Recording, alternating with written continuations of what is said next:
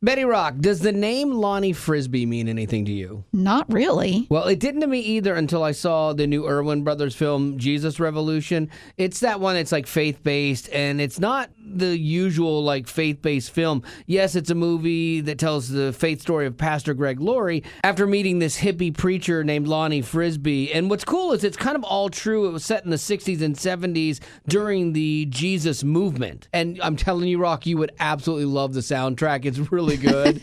Your dad raised you on that stuff. What did you like about the movie? I like that the movie's about a guy searching for identity and inclusion and truth. And even though it's set in the 70s, man, it's exactly what people are looking for today.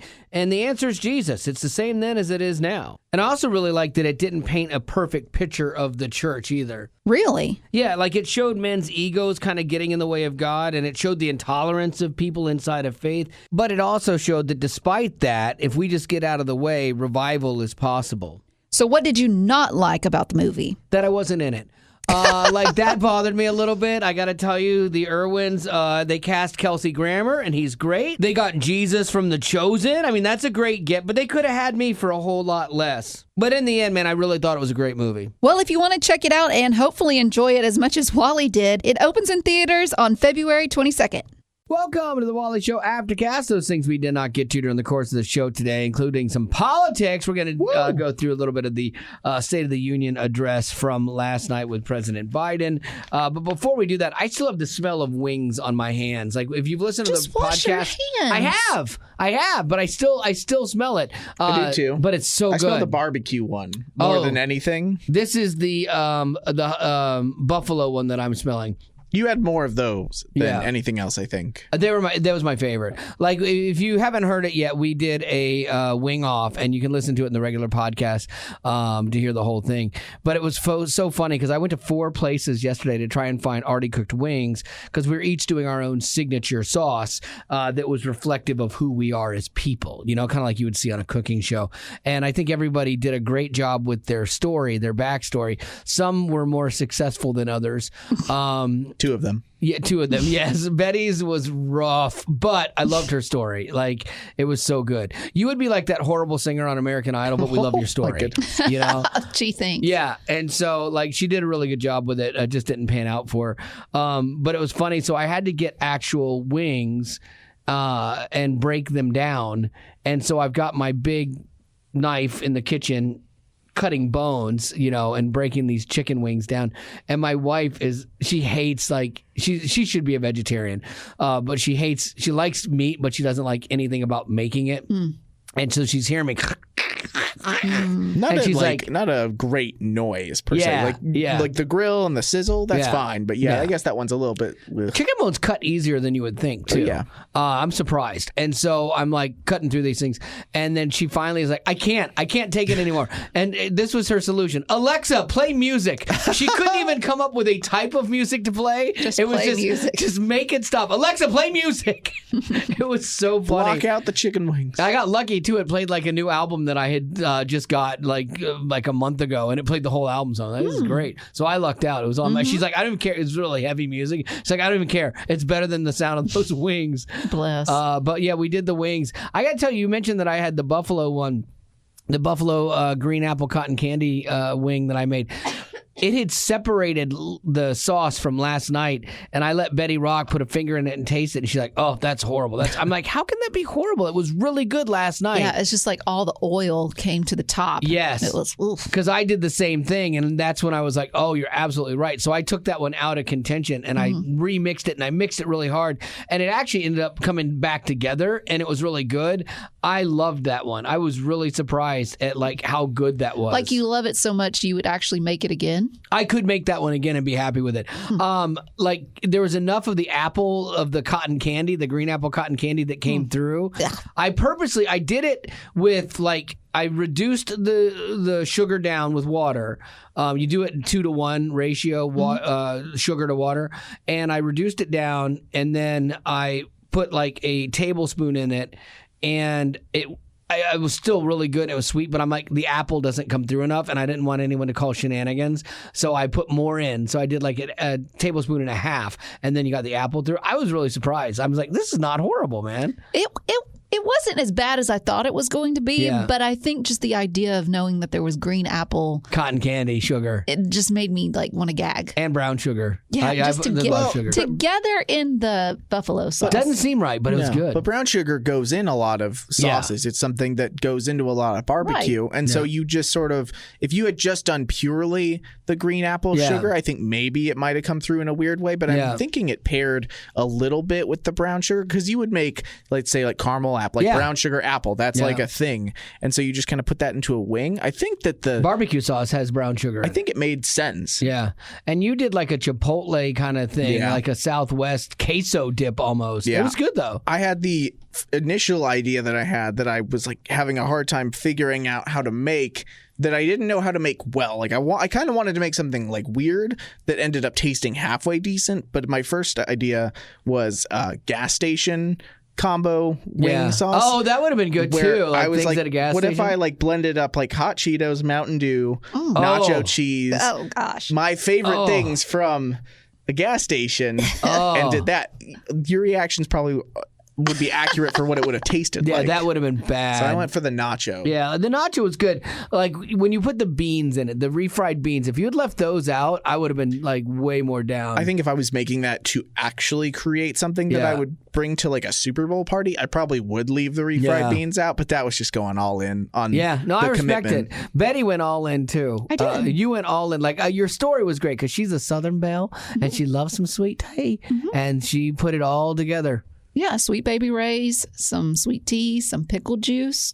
Oh. And I let some pig skins. Yeah, pork rinds. Marinate in it for a little bit. So bad. It was, No, it wasn't as bad as I thought. How was it a red sweet baby Ray's sauce? Like regular red barbecue? Mm-hmm. Yeah, like it's sweet. They weren't even red. Like, I don't understand where the barbecue sauce went on it. Like that, the barbecue sauce, if there had been a lot more of that, it probably would have masked some of the other flavors. I didn't see any red barbecue sauce in it. It was weird. Like, was it just how much did you use? Maybe I should have mixed it, kind of like what you did with your first one. Yeah, because I did the one I put in because I didn't do that. The one I put into contention was a Sonny's barbecue sauce with cut up bacon and the green apple cotton candy liquid, and I did mix all of that together on the stove and bring it all together. Yeah, and I think Chad had said it earlier. If you maybe had, I guess, like boiled down some sweet tea into like a concentrate to the point where it would have been like a stronger flavor, and then combined it with the barbecue sauce. Like you put the barbecue sauce in first, and then you put the sweet tea in. And then I love the idea of the pork rinds and the pickle juice. Pork rinds I thought was a good idea. I'm like, oh, that's interesting. I put bacon in mine. Why not pork rinds? Like I'd want to try and make that at some point. Out of interest. I got the sweet tea flavor, and instantly my stomach was like, no. Like I hate sweet tea. I hate all tea that much. I've never found a tea. I went to a place one time. I was waiting for my daughter to finish up like some audition thing, and the only place it was open was like some bubble tea room. And I walk in, I'm like, gee, you guys don't happen to have a Coke, do you? You know, like please, like no, we just have bubble tea. I'm like, oh gosh, what is it? I'm like, can you give me the thing that tastes the least like tea? Here, please. And they gave me something, and it was still tea. Yeah, it was still tea. Like I was like, I tried. I just can't. I can't even. All right. So let's get to the State of the Union. Raise your hand in the room if you watched the State of the Union last night. What time was it at? You did not see it then. Yeah, me neither. It went after 9. I think it probably started at 8. I missed the first little bit of it, and then I watched it all the way through. Until I always watch it to the end, and I'll watch like NBC or CBS or whatever just for a few minutes to see how, when it's a Democratic president, how amazing they said he does and how great he is. And he's so well spoken, and he just really gave it back to those Republicans, you know. And then when it's a Republican, they're like, he is the worst person on the planet. And he said nothing. You're like, really? Oh, last night was enjoyable. So anyway, it's just funny to hear the difference. But so President Joe Biden called on Republicans in his State of the Union address to work with him to finish the job. That was a theme. Finish the job of rebuilding the economy and uniting the nation. And it did start off in a little bit of a jovial light with a joke from President Biden. Start tonight by congratulating the 118th Congress and the new Speaker of the House, Kevin McCarthy. Speaker, I don't want to ruin your reputation, but I look forward to working with you. So there you go, a little political humor, gets a little hit. That's great. So Biden went out, to tout the success of his administration, which at times he was heckled by Republicans. Like he talked about problems facing our country, like the fentanyl crisis, and some of the Republicans yelled, "It's your fault." Yeah, I mean, like it was like I don't remember watching a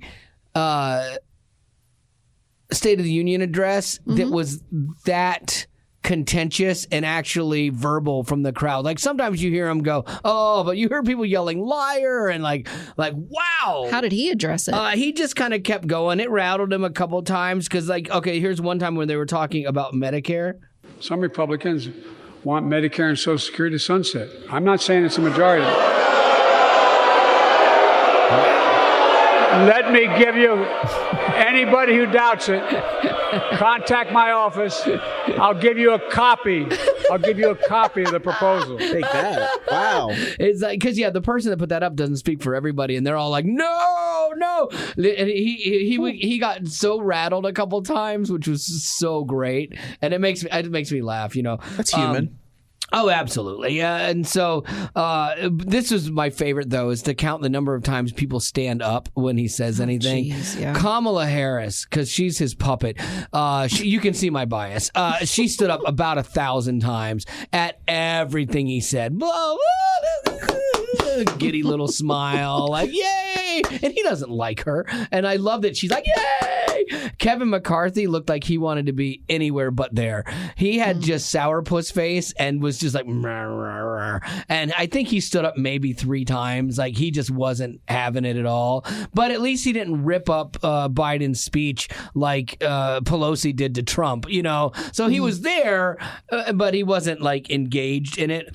But he even, at one point in time, where people were yelling things out, he kind of like shook his head no, and like 2 of the Republicans were like, shh, no, let's not do this kind of thing, because it was getting a little bit out of hand. But Joe repeatedly called on us to finish the job. He used all the tools in his public speaking arsenal. Like he talked about the imagery of a missing family member at the table who lost their lives to COVID, which he has done a bunch. And he was impassioned as he spoke about Tyree Nichols. And he spoke to his mom, but then he called him Tyler. And he's like, whoops. But you know what? I don't get on people too much for like making flubs when you're speaking. I speak for a living, and I know what it's like. I mean, you have the name in your head. It's not like you don't know who it is. It just, you're talking and you get rattled. Like, I get that. But one of my favorite personalities of him turned up when Get Off My Lawn Joe shows up. Oh, it's always good. Autocracy has grown weaker, not stronger. Name me a world leader who changed places with Xi Jinping. Name me one. Name me one. And no one knows what he's talking about. No one says anything. Even Kamala didn't get up. Like at that point, you're like, yeah, come on. Like he was waiting. This is like towards the end. He is driving it home, and he is waiting for everyone to just rally around him as he's banging his fists on the counter, kind of like Dwight did from The Office at that one summit where he was doing a Hitler speech. Yeah, that was bad. Oh, so funny. But like, and he was so ready for his moment, and then crickets. It was so funny. But I guess he was just trying to prove to the people that he is a strong individual and that he's done something that other presidents haven't been able to do. Maybe. I don't know. But yet we don't know really what it was that he was able to do. Not 100% sure. He talked about like the 300 pieces of legislation they've signed. He took shots at Republicans for not being on board with his rebuilding campaign. And then, so he took shots too. Everybody does. Like, I get it. But the people afterwards, they were just like, this was the best we've seen Joe, in a long time, and he's just on fire, and he was great and strong but kind and compassionate. Like the liberal media was falling all over themselves, presumably because like he made it through the whole speech without falling asleep, I guess. I don't know. Like they're like, you're the best. So anyway, that was your State of the Union and at least my take on it. Yeah. What do you got, Lady Rock? Well, Jennifer Lopez, if you've watched any of the Grammys from Sunday night, you may have noticed that Jennifer Lopez with her husband, Ben Affleck, a lot of people pointed out that he had dead face the whole time. That was Kevin McCarthy at the speech. He just looked like he didn't want to be there. He didn't care to be there. He just wanted to get out. But that didn't stop her from posting a clip later that night with the caption, "Always the best time with my love, my husband." And it's a video of them getting ready for the event, them standing on the red carpet and things like that. Now, even in the clip, he still has that face of like, I just want to not be here. I want to just go. Now, I don't know if that's really what he was thinking, but that was the energy he was giving. So not everyone was convinced when she posted that video thinking, oh, it was just a fun time with my love. One person replied to that video saying, quote, "Great PR since the whole world saw the energy and it's written all over your face, darling. Your shine has gone." And he looks forced to play along. Oh, wow. Yeah. That was a little harsh. They even went on to say, maybe stay off the cameras and work on yourselves separately and together. You don't look happy. You can't hide energy. Okay, see, that is a lot because, like, let's say he doesn't want to be at this. What was it? Was it a premiere? It was a Grammy. A Grammy. So, yeah, maybe he didn't want to go that night. Maybe, maybe he had a tender tummy and his tummy was hurting him. I've been in that place before where I look mad at if I have a poo-poo problem, I look mad at the world because all I can focus on is that, and I'm just like super focused. Like Can I pull that for Here's How Betty Hears? I don't know, maybe. Can that be the title of this? Yeah. And Would I have a poo-poo problem? Yeah, and so I get that. Like, but to make all the inferences about like your marriage is in trouble and work on yourselves because like, people are just looking for drama and they will create it if they can't find it. That's hard. I feel bad for celebrities on that level for sure. Where they we were talking earlier on the show about how Ashton Kutcher, he's married to Mila Kunis, and he made sure that with this red carpet preview of his new movie with Reese Witherspoon, he kept his hands in his pockets and he kept a distance between him and Reese because he didn't want to start rumors that they were having an affair, which Wally said abruptly ruined by saying, well, maybe if you're protesting so much. I think it's from like Macbeth or Hamlet or something like that. Methinks that thou doth protest too much. Like when you go over the top on something that maybe you actually are guilty of it. But I wasn't saying that he was. I was just saying that's a possibility. Yeah, but you're just planting the seed. I know. Oh, geez. I'm bad. But I actually did. I said this in the other on the show, but like I actually respect him for doing that because rumors do get started that way. Just like with Affleck, he doesn't want to be at this thing, and like all of a sudden now their marriage is in trouble because of everybody just speculating, and that's not fair. Like, the celebrities have enough trouble with their marriages as is. It's like leaping on and piling on other stuff to that. Like we should actually be rooting for them to actually have marriages that survive because people idolize them, and if they show that hey, being in a committed relationship, even though you might be tempted or have other options or whatever, this is a good thing, and maybe people would emulate that, and maybe our world turns around a little bit different. Like, we should be rooting for them as people and as believers for sure. Lady Rock, what do you got for birthdays? Addie wants to wish her mom, Angela, a happy birthday. She said she was a single mom and took such good care of me. She worked multiple jobs to make sure I had everything I needed and most, if not all, of what I wanted. Single moms have it tough for sure, and they always worry that they're not doing enough for their kids. Right. But being there and showing up and doing your best, you see now it's like Addie's like, yeah, it was enough, and thank you. Yeah, she said, "Can you just mention she is a Mickey Mouse loving mama, and I'm blessed to have her." Oh, that's like so my wife. Sweet. Oh my gosh. Yeah, she's got. If you could like put all of Marty's Mickey Mouse memorabilia, Walt Disney, whatever. Yeah. In a room, how much value do you think it has? Versus what we paid for it, probably less than what we paid. Like, But absolutely. it's unpayable to her. Yeah, emotional value. Yeah. Loves it. Like I fed into it for Christmas. I got her a bunch of Mickey Mouse stuff. For her birthday. I got her like 2 like shirts from Disney that she liked. I got her this coaster because we joined like the DVC, like the vacation club thing, and so I had somebody, I found them on Etsy. I got taken, but I found them on Etsy, and they do like the name tag, that shape of the name tag that all the employees wear, and they'll put your last name on it, and they put your home hotel for your Disney Vacation Club on it. And so I'm like, oh, that's really cool. So I'll get her a set of coasters. And so I get it, and there's 1 coaster in it. Aww. And I'm like, wait a minute. Like, in all the pictures, they showed multiple ones. So you think when it says quantity 1, you think I'm getting 4. Right. Because who sells coasters 1 at a time? Etsy No people. one. one buys them like that. Yeah, exactly. So $20 for 1. I would have to pay $80 for the. I'm like, well, this is just your special coaster. Oh my gosh. Yeah, like $20 for a set I thought was a good deal. But like $80 for 4 plastic coasters? No, thank you. No, that's ridiculous. Yeah, that guy ripped me off. A question from Elisha. What's one thing people would never know about you just by looking at you? That I used to male model. They'd never know it by Before looking model. at me. Yeah, I've been on billboards before. Currently am on billboards. Yeah, I think if someone passed you on the street, they wouldn't think you were. No, absolutely not. For sure. I've been in movies. They wouldn't think I'm an actor. And I use that term super loosely.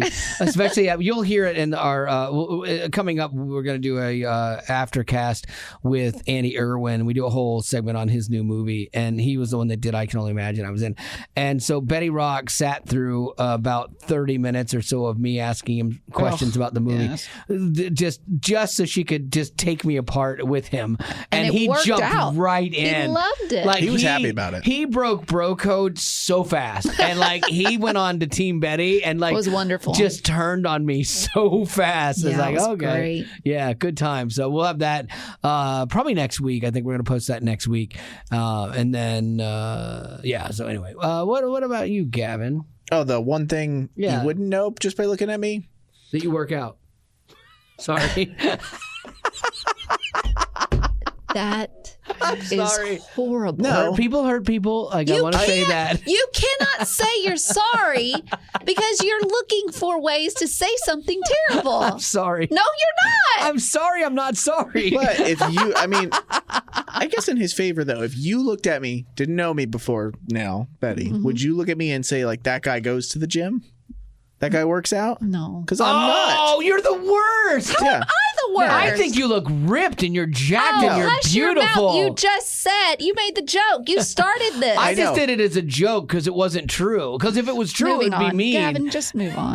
That's probably something I would say, though, like the former athletic version of myself, because I'm still, 50 pounds heavier than I was in high school. And like that kid was playing like soccer every day, football, basketball, baseball. Like, I don't look at myself now in the mirror and go like, that guy's going to be teaching his kids while not being winded how to play a sport. At least, like, I'll show them everything, but even like last night, Haley was just like, do you want to train for like a half marathon with me this year? Nope. And I was just like, no, like, No, I why would I want wanna do to that? lift weights. I want to lose weight, but I think running is so boring, and I love that people love it. But I think running in a straight line for the sake of accomplishing 10 miles or 13 miles, that's a really long run. I'm not doing that. We went upstairs to shoot a video like quickly while Betty was downstairs, and we were trying to do a surprise video. That was tough. And Gavin and I both ran upstairs real quick to shoot it, and like we go to shoot the video, I'm like, we gotta wait, and I'm like,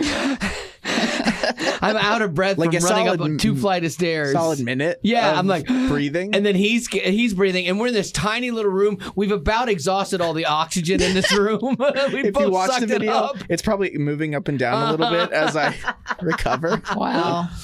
Betty Rock, what is something that people would not know about you to look at you? Gosh, I don't know. That you're mean. Like, to look at you, like, on the outside, it's like, oh my gosh, she's beautiful I and was telling sweet. someone just yesterday, because we were talking about Enneagrams, and they were like, "Oh, which one are you?" And I was like, "I'm a 9." And they're like, "How are you a 9 when you work in the industry that you're in?" And I said, Well, that's where my 8 wing comes out. Yeah. Like, I have to have that wing, because if I don't, I'm just going to be walked all over. Oh, so absolutely. I said I'm a completely different person at my work than I am outside of work. I'm way more bossy, way more controlling, way more opinionated at work than I am outside of here. Yeah. Outside of here, I'm like, oh yeah, let's do whatever you want. Like, I'm the same way in my personal life. Like in my personal life, I don't like to upset the apple cart. And if somebody wants to do something that I don't necessarily want to do, I usually go along with it. But at work, if you want to do something I don't want to do, I'm like, absolutely not. It's super healthy. All right. Well, with that, I guess that is going to do it for our Aftercast and for as today. always, thanks for being a potty.